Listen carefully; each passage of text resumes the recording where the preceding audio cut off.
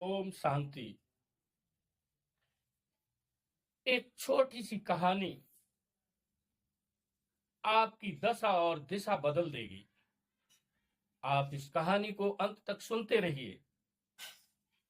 यदि आपको अच्छी लगे तो लाइक और सब्सक्राइब कर देना। एक समुद्र से कोई 10-15 किलोमीटर दूर एक गांव था।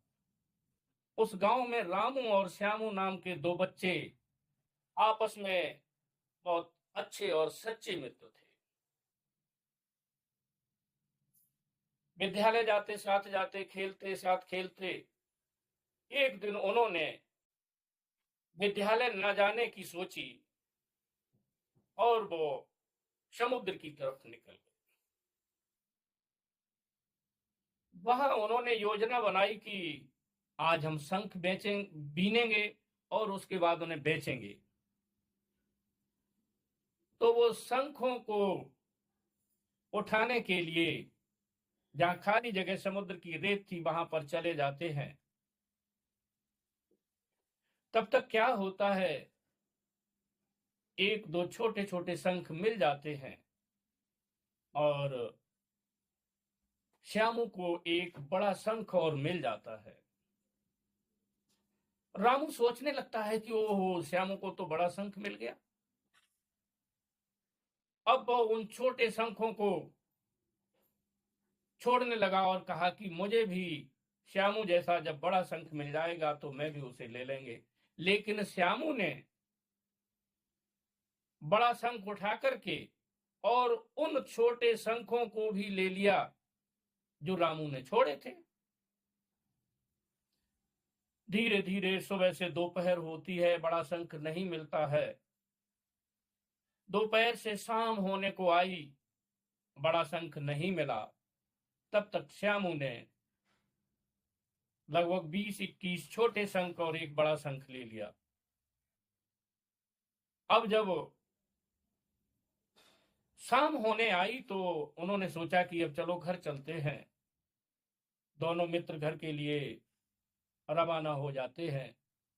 रास्ते में एक बाजार पड़ता है तो उन्होंने कहा कि चलो, हमने शंख ये इकट्ठे किए हैं, इनको बेच देते हैं।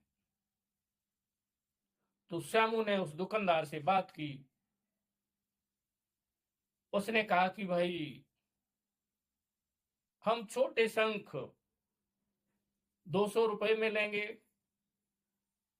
और बड़ा शंख 1000 रुपए में लेंगे। इस तरीके से छोटे 20 शंख और एक बड़ा शंख कुल मिलाकर के उसे 5000 रुपए मिल गए।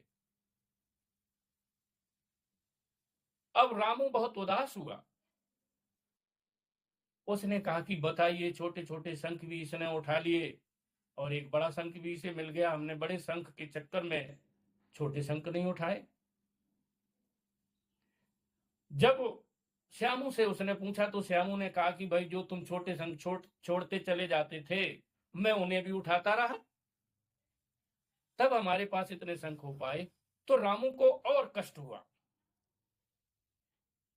इस कहानी से ये शिक्षा मिलती है कि हमें कभी भी कोई छोटा काम नहीं समझना चाहिए।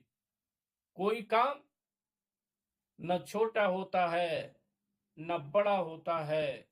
यदि उस काम करने की हमारे पास तलब है या उसकी चाहत है तो वही छोटा काम बड़ा बन जाता है।